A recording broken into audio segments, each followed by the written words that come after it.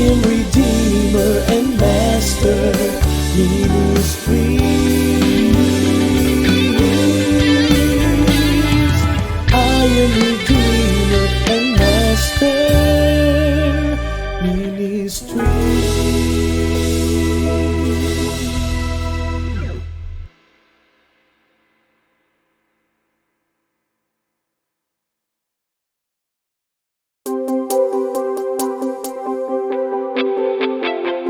Happy New Year, everybody. I'm excited dahil meron ho tayong bagong serye.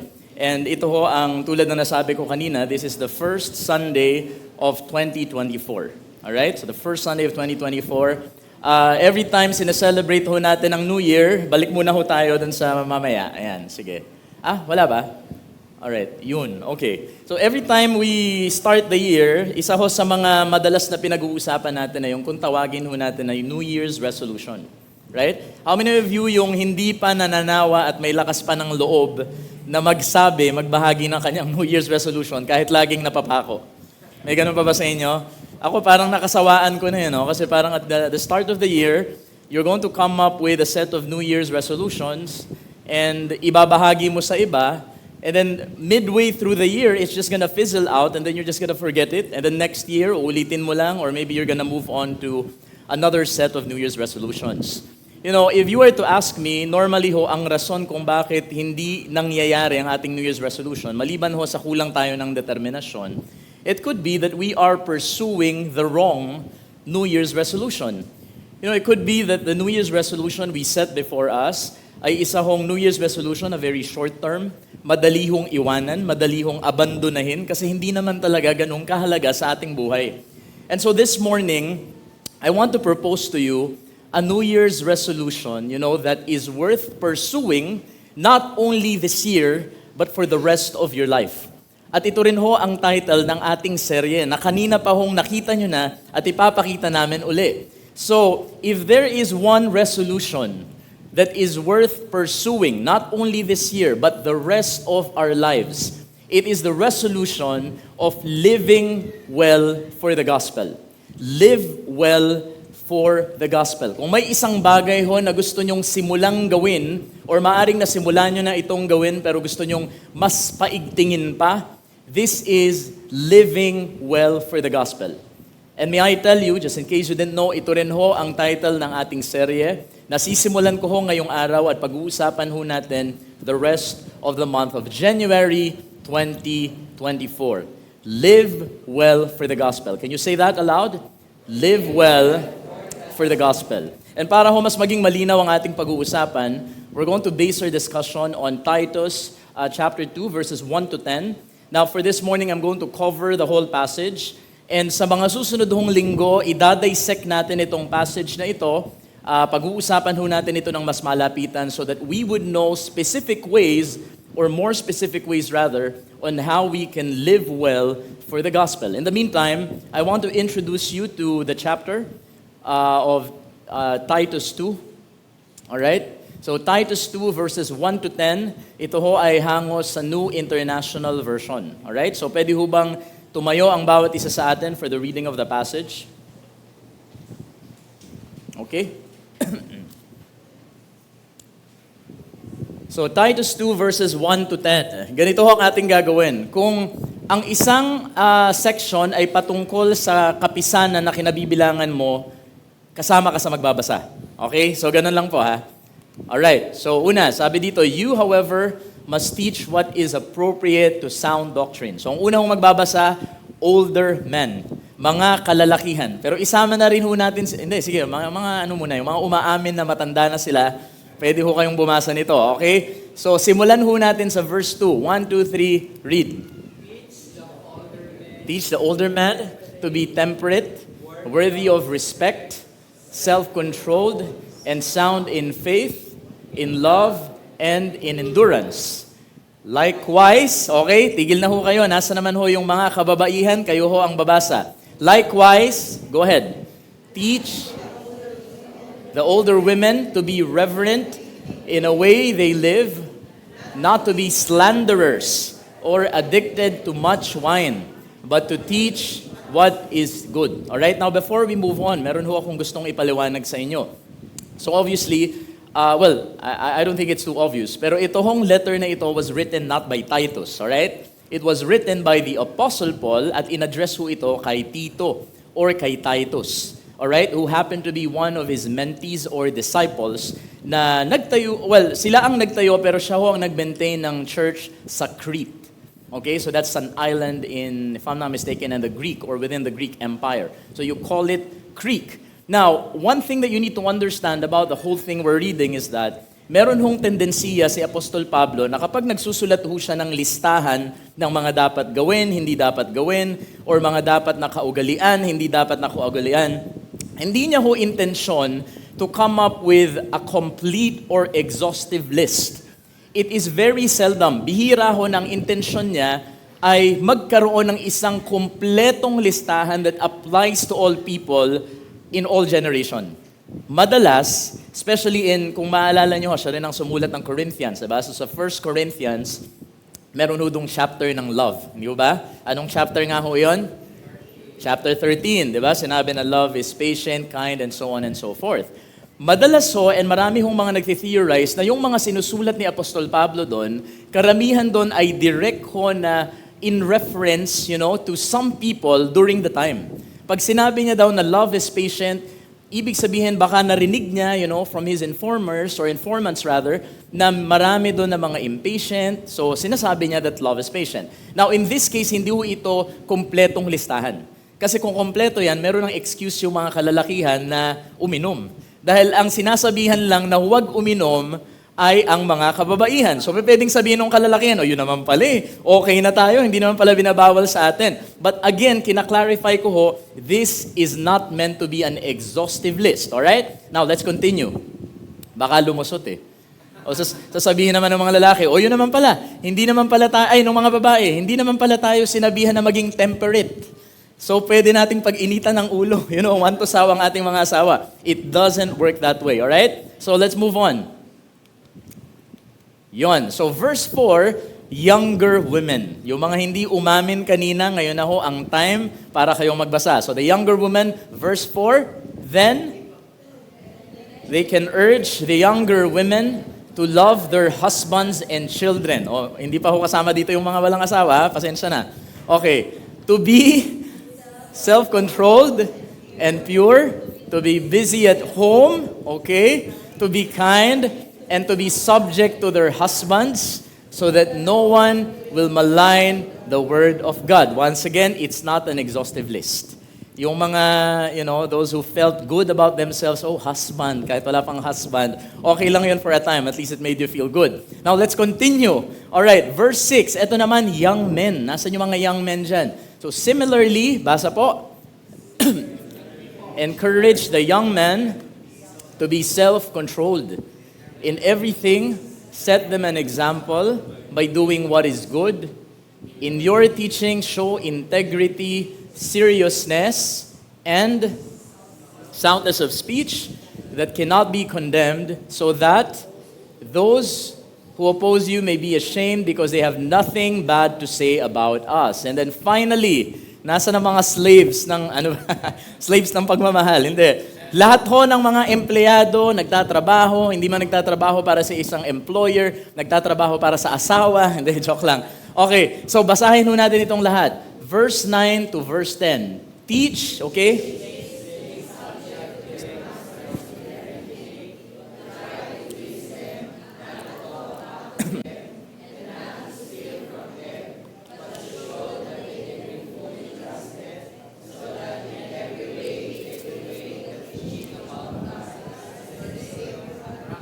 Okay, sige ho, pwede na ho kayong umupo. Panginoon, patnubayan niyo po kami sa aming gagawing pag-aaral ng inyong mga salita, especially now, Lord, that we are ready to embrace a resolution that will apply not only to this year, but to the rest of our lives. So please help us, Lord, humble us, make us sensitive, Panginoon, to what you have to tell us this morning.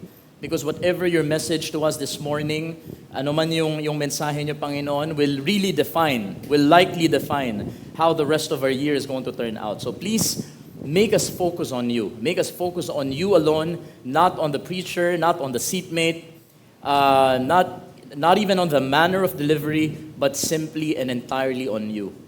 Lord, we give you all the praises because that's exactly what you deserve. This we pray in Jesus' name. Amen. All right, so this is a rather long list of passage. And, just to set your expectations, hindi ho natin pag-aaralan ang lahat ng ating mga nabanggit. Because the rest of the month, iisa-isahin ho, idadaysek ho ito ng ating mga pastor. Susunod ho ang Pastor Shem, Pastor Rodel, and then I'll be the one to wrap up the series by the 4th Sunday of the month. So, dyan na ho natin iisa-isahin. Ano ba yung sinasabi sa mga kababaihan, kalalakihan, batang lalaki, batang babae, mga slaves kuno, and the list goes on and on and on. But for now, what I want us to focus on is, really, what are we gonna do? Ano ba ang ating overarching na dapat gawin in order for us to live well for the gospel? In fact, I want to be more specific about it. So, I'll be introducing you sa atin hong central idea na uulit-ulitin natin. In fact, you put all these things together. So this is a long list. But when you put them all together, isa lang naman ho ang gustong sabihin yan. At ito ho yung ipapakita ko sa inyo ngayon. Pagsama-samahin natin yan, lahat ng mga nakasulat dyan, and I think it will all come down to this.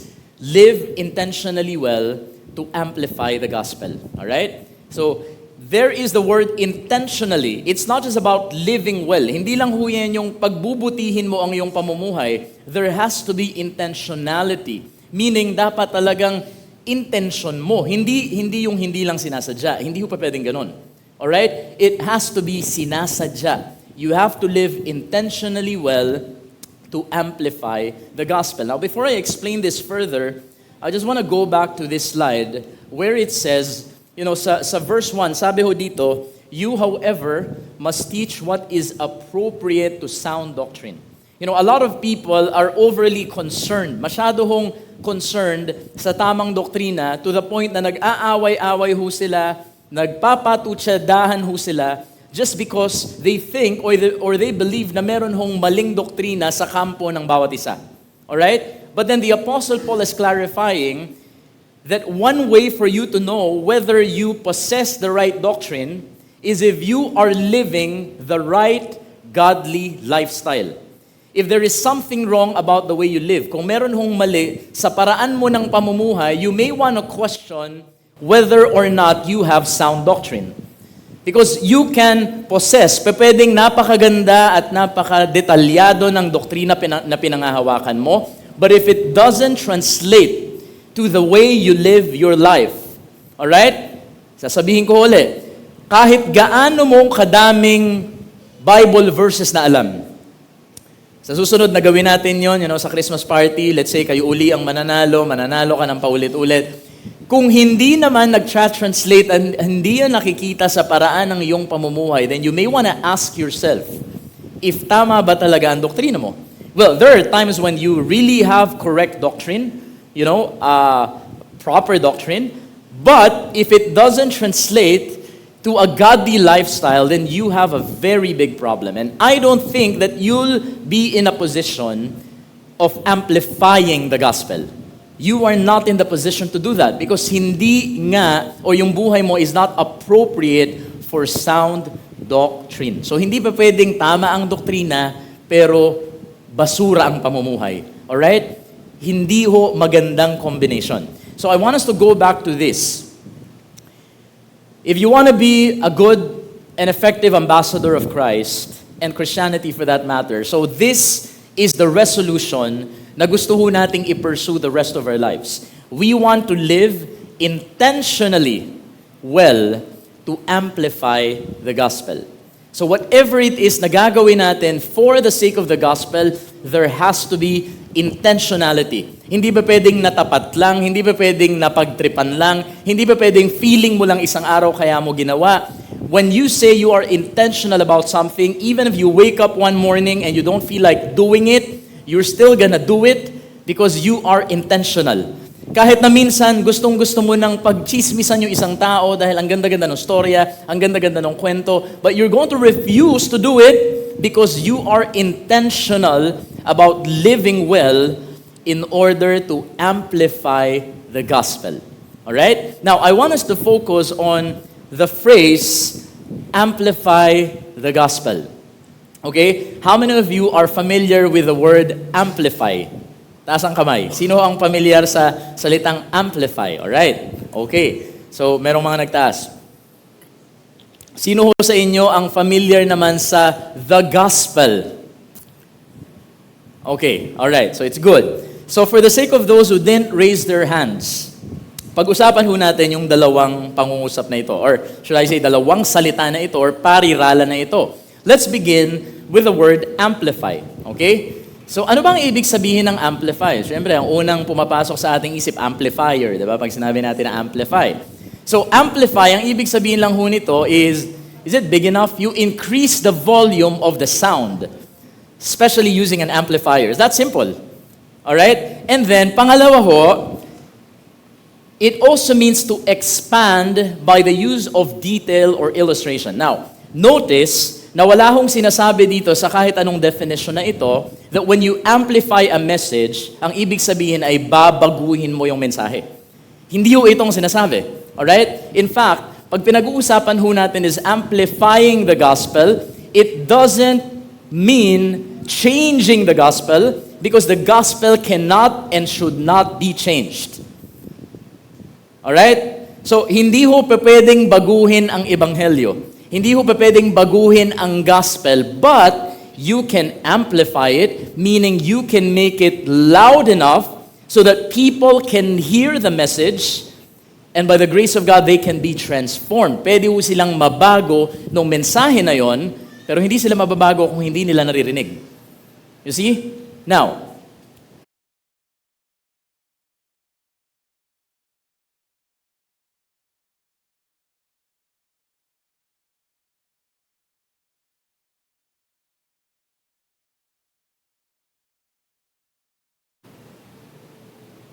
okay, how many of you yung narinig yung sinabi ko?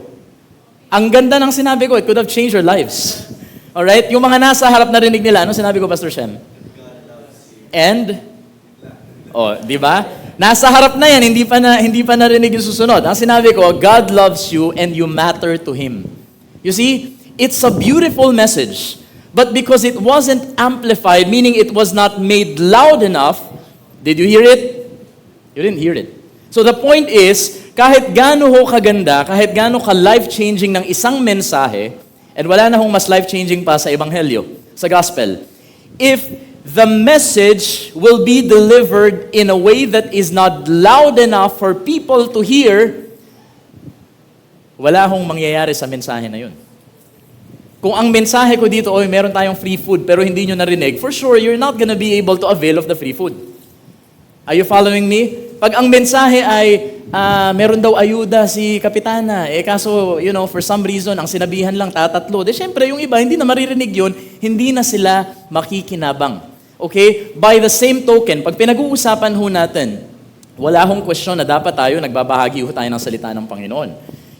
But you remember in one of my sermons, I talked to you about the different distances, types of distance. Di ba? Hindi lang physical distance Meron ding tinatawag na emotional, meron din tinatawag na intellectual distance. Pag ang isang tao, kahit sabi mo magkalapit kayo, nag-share ka ng gospel dyan, pero for some reason, inis na inis sa'yo yung tao na yan dahil tingin niya masama ugali mo, ikaw yung number one na gumagawa ng gulo sa office nyo. Do you actually think that that person is going to hear the beautiful message?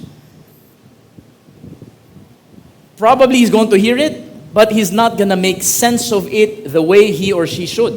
Why? Because meron hong distansya, and meaning, maybe physically, you're delivering it loud enough, but essentially, you're not. Hindi ka naririnig simply because it's not amplified well enough. Hindi ho ito literal, ha? Huwag niyong isipin na literal ito. So, amplify simply means you increase the volume, you make it more understandable, but it doesn't mean you change it.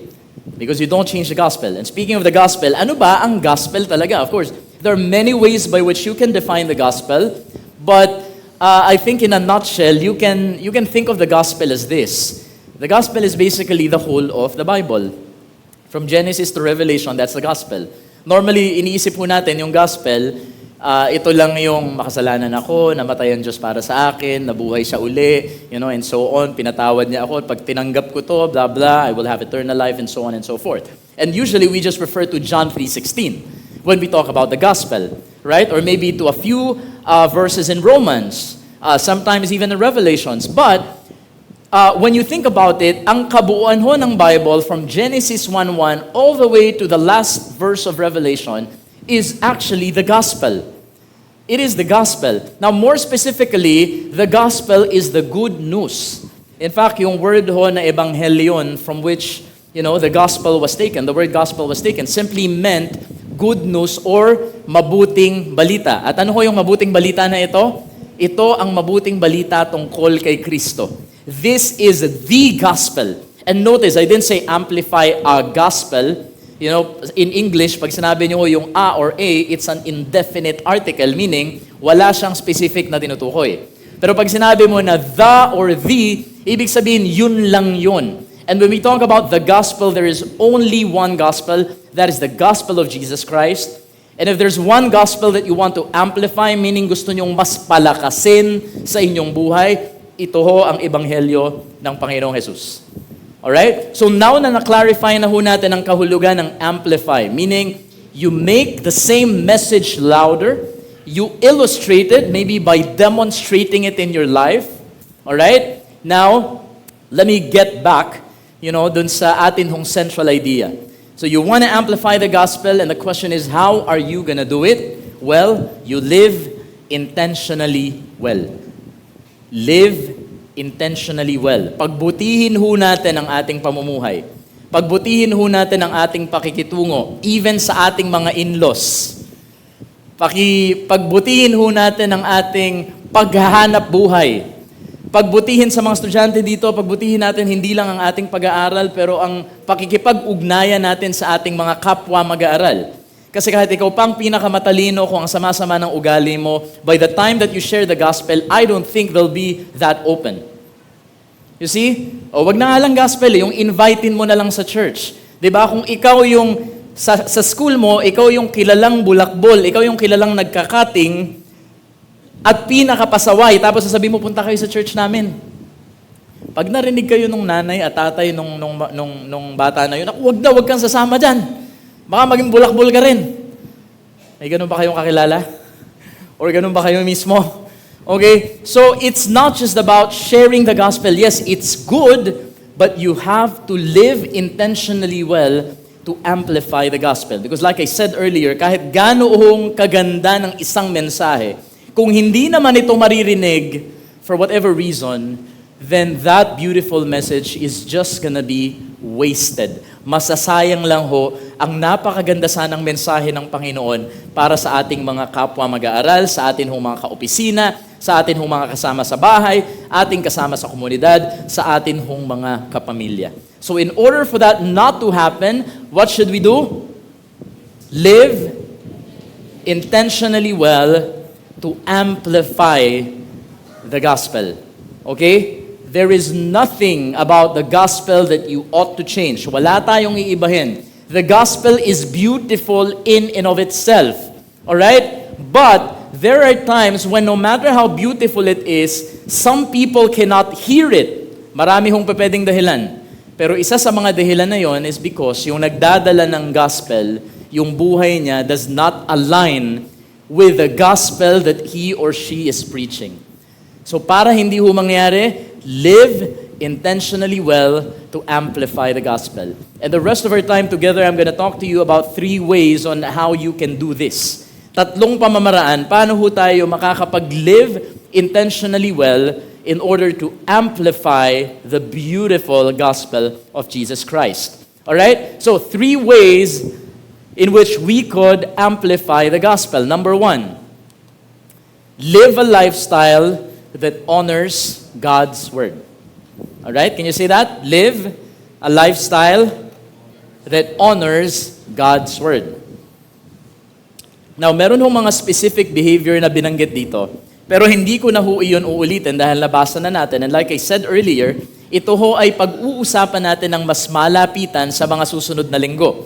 So there's no need for me to belabor, okay, ang nabasa na at ang mga babasahin at pag-aaralin pa. Yan. But basically, the point is when you put all these things together, okay, what these behaviors basically mean when put together is living a lifestyle that honors God's Word. And how did I know na ito ang talagang gustong puntuhin ito? Well, if you look at the last phrase, okay, the last phrase says, so that, ano sabi? No one will malign the Word of God. Now, para mas maintindihan ho natin, in the NASB translation, ito ang sinasabi. So that the Word of God will not be dishonored. In Filipino, upang walang masabi ang sinuman laban sa salita ng Diyos dahil sa kanila. Alright? So, lahat ng mga sinasabi dito na i-discuss ni Pastor Shem next week, pagiging self-controlled, pagiging temperate, pagiging mapagmahal, and so on and so forth. All of these things, when you combine them, what you have is a lifestyle that honors the Word of God. Isang uri ng pamumuhay, pag pinagsama-sama mo sila, what you get ay isang uri ng pamumuhay na nagbibigay, ano ba yung honor? Ano ba yung honor sa Tagalog? Karangalan. Tama ho ba? Ng karangalan sa salita ng Panginoon. Now, I want to ask you something. Paano nyo ho binibigyan ng karangalan ng salita ng Diyos? Anong mga pamamaraan?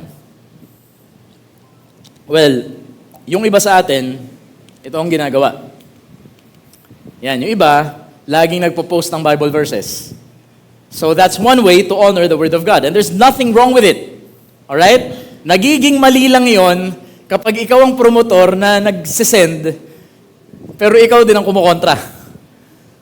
You see? The Lord loves a cheerful giver. Tapos ikaw hindi ka nagbibigay. Or nagbibigay ka padabog. So you see, that's when it becomes a problem. Yung pagpo-post, walang problema doon. In fact, it's honoring the Word of God. But when your life does not align with the verses that you post, I'm not sure that it's honoring. Now, meron namang ibang mga tao, ayan, lalagay pa nila sa sasakyan nila, maglalagay sila ng verses sa mismong sasakyan, tapos sila naman yung promotor sa road rage. Maunahan lang ng kaunti, masingitan lang. Ko to ah. Pero merong blessed are the peacemakers. You see? So, it would have been honoring, pero dahil nga yung buhay mo, hindi akma doon sa pinopost mo, hindi na siya nagiging honoring. Meron naman ito, talagang nagsusuot ng mga Bible verses sa shirt. Diba? So, sa LRT, papasok na ganyan, Bible verse. Tapos, biglang maniniko. Tapos, biglang makikipag-away. Ano bang problema mo dyan? Tapos, naka-Bible verse. For God so loved the world. Kaya nga nung pumunta kami sa Disney mag-anak, syempre doon, matindihan ng pila competition. Sinikap ko talaga na hindi ako magsusuot ng Bible verse. Joke lang. Para kung makipag-gitgitan, uy, grabe, Christian pa naman. Of course, joke lang yon. Pero my point is, kung hindi ka seryoso, in terms of honoring the Word of God, then baka pa pwedeng medyo pag-isipan mo muna bago mo ibandera yung mga Bible verse na yan. Hindi ko sinasabi na masama yun, ha? Okay, there's nothing wrong with it. In fact, I admire the people who are very vocal about, they're being Christians. But if you're gonna do that, at the very least, please very intentional, of course by the grace of God, to live a lifestyle that honors God's Word. Okay, now if you are to ask me, papaano nga? Ano nga ang pwede namin gawin? Papaano nga namin i-honor ang salita ng Panginoon? Sa mga may anak ko na katulad ko dito, I think maiintindihan nyo at alam nyo kung anong sagot. Alright? Ako ho bilang tatay, mas naintindihan ko eh. So, 4-year-old pa lang ho yung anak ko, pero I can imagine, pag tumanda na yan, kasi ngayon, nagkakaroon na ako ng glimpse ng tigas ng ulo niya, ng kulit niya, and so on. But of course, by and large, she's a very fine young girl, alright? Pero kung tatanungin niyo ako, kung merong isang bagay that will honor me, kasi sa Bible, di ba sinasabi, honor your father and your mother, right? Di ba? That's in the old, that's one of the 10 Commandments. Now, if you were gonna ask me, how is a daughter or a son going to honor his parent or his mom or his dad? I think the verse in Deuteronomy 5 is going to answer the question. Sabi dito, so be careful to do what the Lord your God commanded you. That first sentence speaks volume about honoring the Word of God. It's just another way of saying, okay, so honor the Word of God. Ganito lang magkakasabi dito. Be careful to do what the Lord your God has commanded you. Do not turn aside to the right or to the left. Now, this is what I want you to focus on. Walk in obedience to all that the Lord your God has commanded you. In other words, kung gusto mo talaga na bigyan ng dangal, gusto mo talagang i-honor ang salita ng Panginoon, there is nothing more honoring than to walk in obedience. That's it. Ako bilang tatay, pwedeng sumayaw ang anak ko ng magaling, kumanta ang anak ko, matutuwa ako, minsan nga, kahit na medyo makulit yung anak mo, matutuwa ka. But at the end of the day, wala na hong mas makaka-feel sa akin na ino-honor ako ng anak ko, kundi yung pag nakikita ko na sinusunod niya ako. Tama ba mga magulang? Diba? Okay lang ba sa inyo na dahil binibigyan kayo ng pang-McDo, kahit na sinusuway lahat ng sinasabi nyo, okay lang? Hindi. That is still dishonoring. Are you following me? Or okay lang ba sa inyo na dahil yung anak nyo, kinakantahan kayo ng love song, pero talagang araw-araw lasing, tas umuwi ng may basag ulo, okay lang sa inyo? Hindi. You see, in the same way, when we talk about honoring the word of the Lord, I don't think it matters how many verses you post. I don't even think it matters, how loud your voice is pag kumakanta tayo dito kung hindi naman tayo sumusunod sa sinasabi ng Panginoon. So if you want to honor the Word of God, you walk in obedience. But of course, before you can walk in obedience, you have to read it first. Because kung hindi ka nagbabasa ng Bible, ano yung susundin mo? Are you following me? Kung hindi ka nagsisimba, hindi ka nakakarinig, what is there for you to obey in the first place? So before you can walk in obedience, you first have to obey the instruction that you read the Word at hindi natin kakaligtaan ang pakikipagkita sa ating kapwa mga Kristiyano. You see? So you walk in obedience. And when you do this, you live intentionally well to amplify the gospel. Now that's just the first. All right? The second is live a lifestyle that protects the people of God. Live a lifestyle that protects God's people. You wanna amplify the gospel? This is the second thing you have to do. Kailangan mamuhay ka ng isang uri ng pamumuhay na pinoprotect. Ano sa Tagalog yung protect? Iniingatan, dinidepensahan, okay? Ang mga people of God, ang mga tao, mga anak ng Panginoon. So, how do you live a lifestyle that protects God's people? Now, before I answer that question, I want to trace muna itong, so yan, hindi ko nababasahin yan, but basically yan, sabi dyan, self-controlled and whatever. Again, pag pinagsama-sama natin ito, sabi dito, so that those who oppose you may be ashamed because they have nothing bad to say about us. In other words, when you combine being self-controlled with, having integrity, having soundness of speech, and so on and so forth, what you get is a lifestyle that protects the people of God. You see? So, live a lifestyle na hindi ho nakakasira sa kapwa mo Kristiyano. Paano ba pwede mangyari yun? I remember back in 2020, by the way, sabi dito, in the NASB translation, sabi, so that the opponent will be put to shame, having nothing bad to say about us. Of course, when we talk about opponent, ang ultimate opponent natin ay si Satan. You see? But during that time, when this was written, isa ho sa mga kalaban nila, Apostol Pablo, yung mga tinatawag na Judaizers. Sila ho yung mga Hudyo na naging Kristiyano kuno, pero pinipwersa at pinipilit nila na hindi enough na si Christ lang. Dapat may circumcision, dapat ino-observe nyo pa rin yung Mosaic law, and so on. So sila yung isa sa mga kalaban. And every time na meron hong ginagawa ang mga totoong Kristiyano na mali, nakaabang lagi ang mga tao na ito. Sinabi ko na kasi sa inyo na hindi naman enough na si Christ lang . You see, when you think about it, even sa panahon natin ngayon, merong mga Judaizers eh. Di ba? Meron tayong mga kamag-anak na hindi pa Kristiyano, tapos hinihintay na pag nagkamali ka, yan ba yung Christian? Yan ba yung taga-BCF? Yan ba tinuturo sa inyo ni Pastor Brian? Yung maging mataray, yung maging ganito, yung maging ganyan. You see, may mga nag-aabang sa atin, not to mention that Satan is known to be an accuser. So every time you do something that is not aligned with that lifestyle, Satan is always there to remind you, wala ka naman talaga, wag ka na magsimba. Ikaw ba yung tinatawag na Kristiyano? Siguro, ganyan din kayo lahat dun, no? You see, live a lifestyle that protects the people of God. There was a time na kakwentuhan ko yung dalawang kapatid ng asawa ko. So I think it was back in 2020. So mga bata pa sila noong time na yun. So I asked them, sabi ko, what is one thing that you can do para masira nyo ang reputasyon ng school nyo?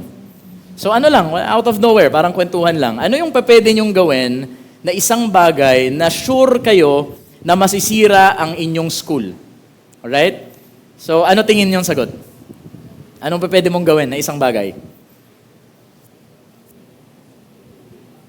Okay, actually, hindi naman siya specific. Pero alam niyo yung sagot, nakakabigla yung tanong ko, pero mas nakakabigla yung sagot nila. Ang sagot nila, wear your school uniform in public and then do something really, really bad. Wear your school uniform. Isuot mo yung uniforme mo, may ID ka pa, nandyan yung pangalan ng school mo, tapos gumawa ka ng talagang isang bagay na karumal-dumal. That is how you destroy the reputation of your school. And now I bring you to the question. So, what is one effective way to destroy the reputation of your church? And remember, when we talk about church, we're talking about the congregation, the people, who comprise the church. The answer is the same. Be very vocal, to everybody. Na ako, Kristiyano ako. Christian ako. Tapos gumawa ka ng isang bagay na karumal-dumal. That is how you destroy the people of God. You see, ikaw yung nasa opisina, ikaw pa yung promotor na nag-uuwi ng mga bond papers, Christian ako! Tara! Ay naku, baka magnanakaw pa kami. Pag sumama kami sa'yo, siguro lahat kayo ganun, no? Di ba, parang nakakatawa ngayon, pero masakit yun, ha?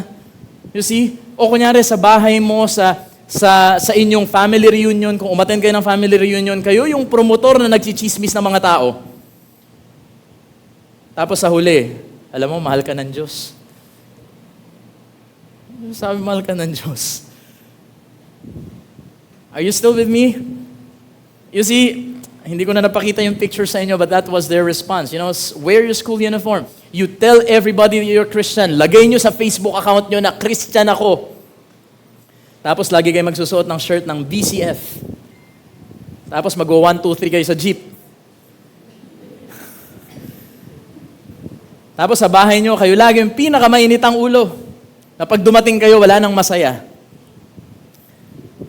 Sa school nyo, kayo yung promotor na nangongopya. Christian ako! Tara, punta kayo sa BCF. Kung may pupunta man sa BCF, baka siguro yung gusto ring mangopya. Sige, para matuto ko mangopya. You see, you have to be very careful how you live your life. And I don't know how you're gonna take this. Pero kung meron sa inyo dito na hindi ganun kaseryoso sa inyong pananampalataya, sa inyong pamumuhay bilang isang Kristiyano, please, wag nyo na lang hong ipangalandakan na Kristiyano kayo dahil nadadamay pa ho yung ibang Kristiyano. Masakit, pero totoo.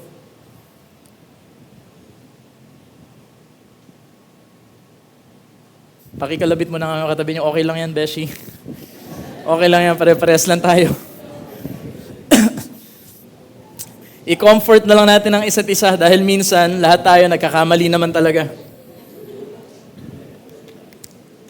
Alam nyo, meron ngang, prior to my coming here, lagi ko itong kinekwento. So, nagsi-second masters ako. In fairness, okay naman ako, magaling naman ako, talino naman ako dun sa klase. Pero hindi ko namamalayan na ako nga yung magaling, pero masyado akong agresibo na hindi ko napansin na medyo na-offend na pala yung mga kaklase ko. buti na lang nung time na yon hindi nyo pa ako pastor. Okay? At hindi ko pa sinasabi na Christian ako, ha? Kasi nung alam nyo,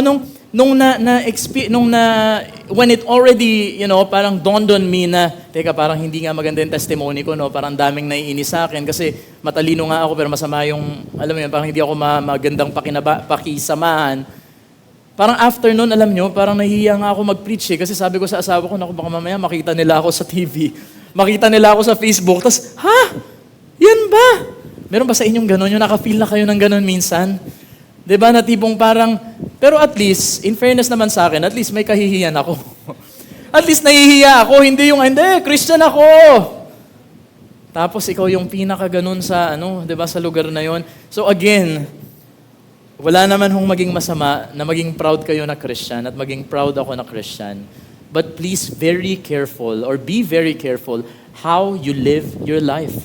Because you just don't want to live your life, any way you want. You want to live it intentionally well so you can amplify the gospel. Because remember, you are carrying, the most beautiful message of all.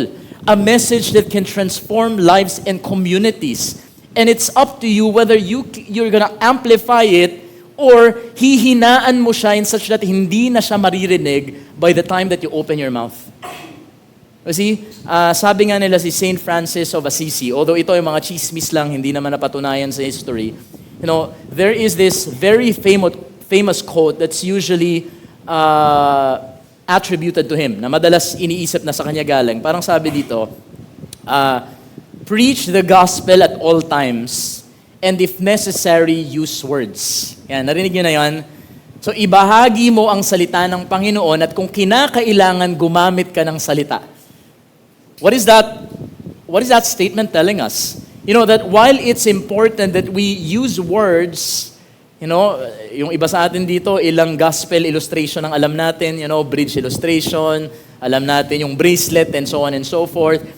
But, if our reputation and if the way we live our lives around the people or parang toward the people around us ay hindi ho akma dun sa salita na gusto nating ibahagi, then chances are they're not gonna hear the message. Or if they hear it, they will not understand it the way that they should. And so para hindi ho mangyari yon, we have to live intentionally well to amplify the gospel. Can you say that to your seatmate na hindi ho tumitingin sa harapan? Live intentionally well to amplify the gospel. Live intentionally well to amplify the gospel. I couldn't think of any more compelling New Year's resolution, or should I say new life's resolution, than to live intentionally well in order to amplify the gospel. Now, we're down to the third and final way or means by which we could do this. And that is, paano ba to? Yun. Live a lifestyle that, ano pong sabi dito? Points to God's Son. You see?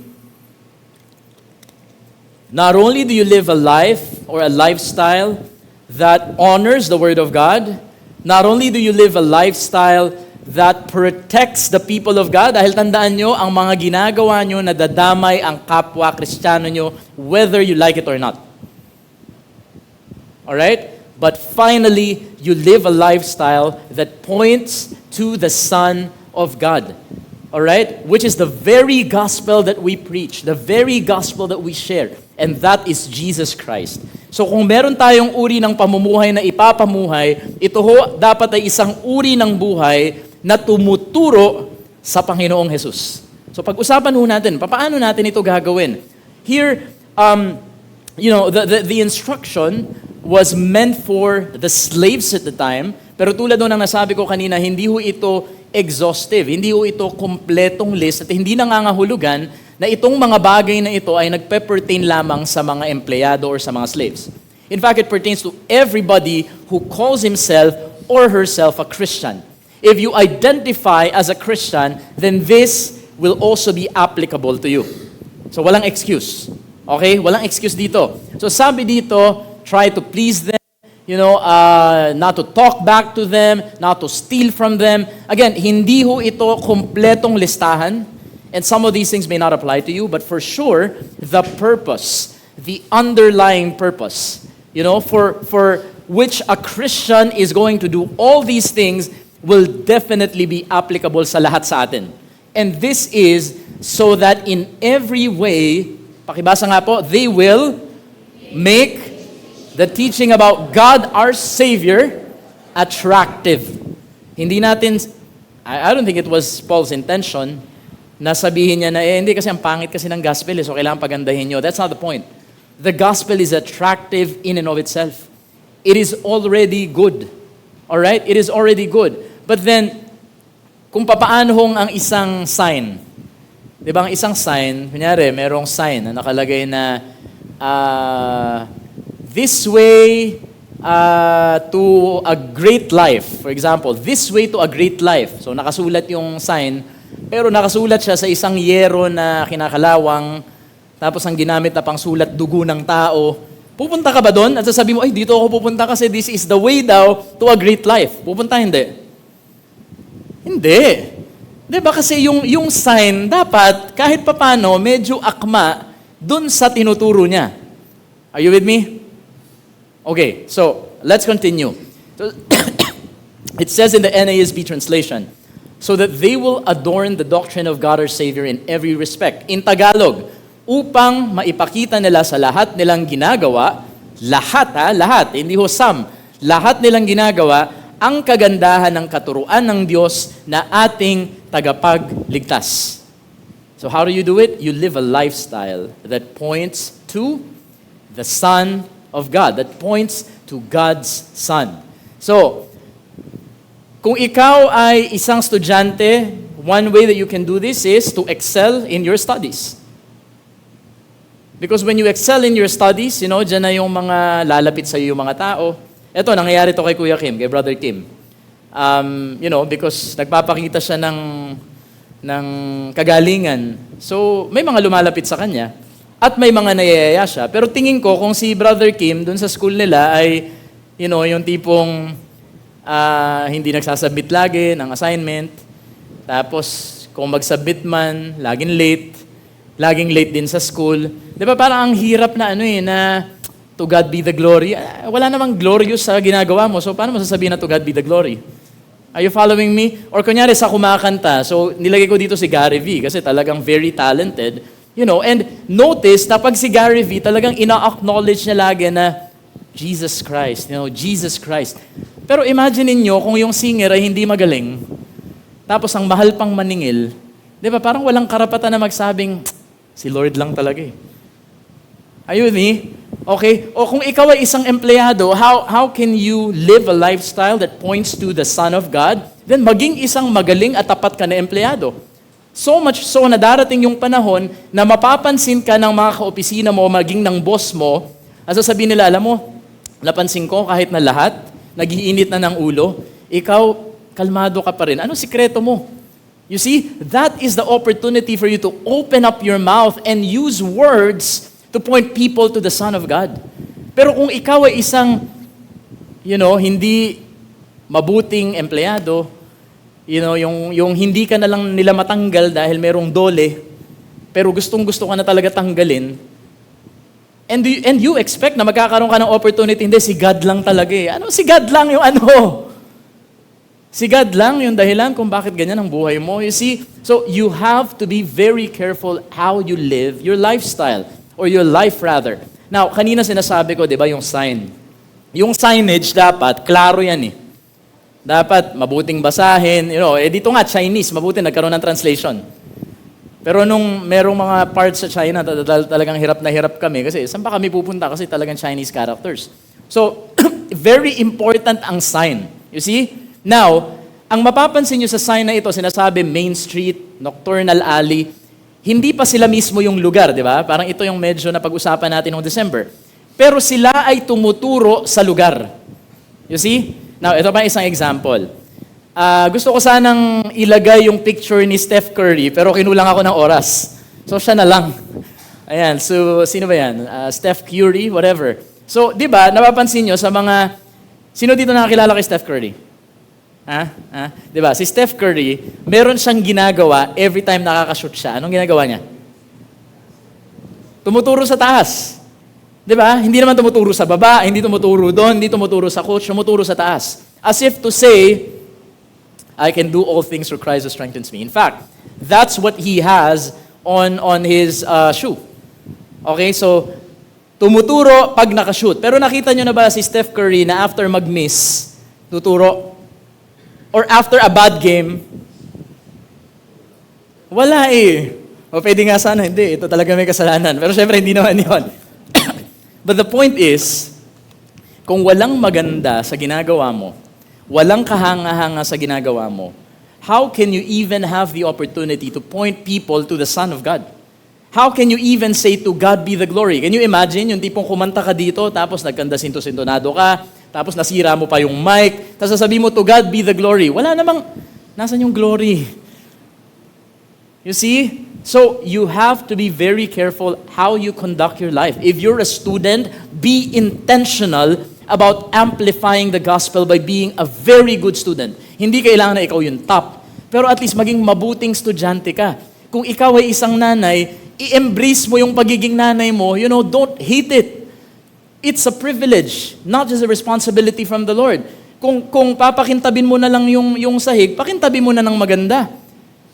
Hindi yung wala pa sa loob mo. So, imagine mo kung laging malinis yung bahay, tapos lagi kang nakasmile, kahit dami-dami mong ginagawa. Pag may dumating kang kumare dyan, kumare, ano ba yung sekreto mo? Ba't parang ang linis-linis lagi ng bahay mo, ang saya-saya mo lagi? O, pwede ka na ngayong, di ba? Si Lord talaga eh. Pero kung ang dugyot-dugyot, tapos every time may bisita, nagbabangayan kayo, mano ka dito, ganyan. Tingin mo, magtatanong sa'yo ng, Mare, ano bang sekreto mo? Para maiwasan ko. Walang magtatanong ng ganun. You see, kung ikaw ay empleyado at ikaw ay magaling sa ginagawa mo, napakabait mo sa lahat, magalang ka sa boss mo, hindi ka nag-uuwi ng coupon band, ang tawag nila doon, ng typewriting, dadating ang time na sasabihin ng, alam mo, sobrang humahanga kami sa'yo kasi ganito, ganyan, hindi po, si Lord lang po talaga. Siya po talagang sekreto ko. Siya po ang dahilan kung bakit ako ganito. And there is no way that you can say those words if you are living a lifestyle that is opposed to the Word of God, that is destroying the people of God, and that does not point people to the Son of God. Now, I don't know if naisip nyo na to, if this has ever crossed your mind. Tayo hong mga Kristiyano, nasanay tayo na pag may kahanga-hanga sa ginawa natin, minsan nga, kahit hindi natin minimin, sinasabi natin, to God be the glory. Diba? Yung tipong kunyari, kumanta ka dito, ang galing mo, alam mong talagang na-hit mo yung high note, tapos papalakpak yung mga tao, kahit na feel mo na, galing ko. Diba? Parang mahihiya ka, sasabihin mo, to God be the glory. You see? You see? And the point here is that if everybody knows that you're a Christian, kahit hindi mo pa sabihin na to God be the glory, kapag meron kang ginagawang tama, the glory goes to the Lord. The glory goes up to the Son. Because everybody knows who you are. And everybody knows that you're a Christian. And from that word, you have Christ. You see? Now, ito ho ang nakakalungkot na katotohanan. And I want you to not miss this. Kung papaanong, hindi mo na kailangan magsabi ng to God be the glory for as long as identified ka as a Christian. Kahit hindi mo sabihin, at wala naman ho sigurong tao na magsasabing sa Diyos ang kahihiyan. Wala naman kayong narinig na gano'n, di ba? Di ba na kunyari may ginawa kang masama, tapos sabi mo, hindi, sa Diyos lang talaga ang kahihiyan. Walang kailangang magsabi, but even if you don't say that, for as long as people know you as a Christian, guess what? It's like you saying, the shame goes to the Son of God. That is reality that's hard to swallow, but that is a reality. That is the truth. In as much as hindi mo na kailangan sabihin na sa Diyos ang papuri kapag may ginagawa kang kapuri-puri dahil lang alam nilang Kristiyano ka, pag alam din nilang Kristiyano ka at wala kang ibang ginawa kundi nakakahiyang bagay, kahit hindi mo sabihin, ang kahihiyan napupunta rin sa Panginoon na minsan dinadamay pa natin sa uri ng buhay na meron tayo. We are to live a lifestyle and we are to live it intentionally so that we can amplify the gospel. And so as we close, let me just give you a rundown of what we've discussed. So this 2024 and the rest of our lives, may our resolution be to live a lifestyle that honors God's word, live a lifestyle that protects God's people, live a lifestyle that points to God's Son.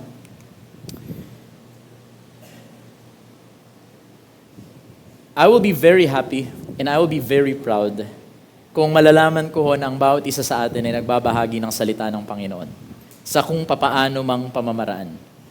But nothing is gonna make me happier, than to see all of us. I know that this is going to be tough, but by the help or with the help of the Holy Spirit, kakayanin po natin ito sa biyaya ng Panginoon.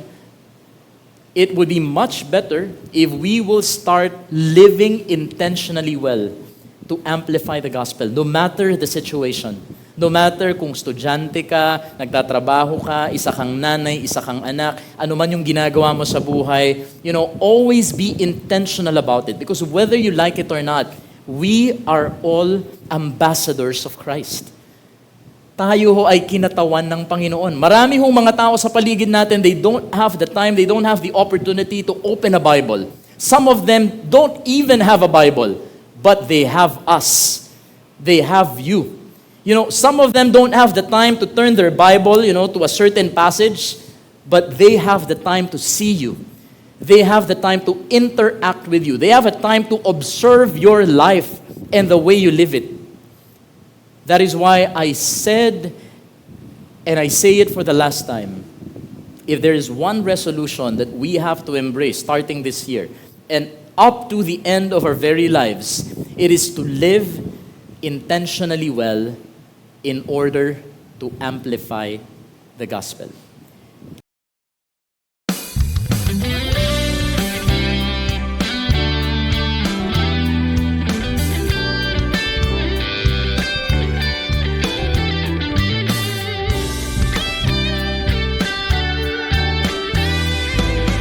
I am Redeemer and Master, leaning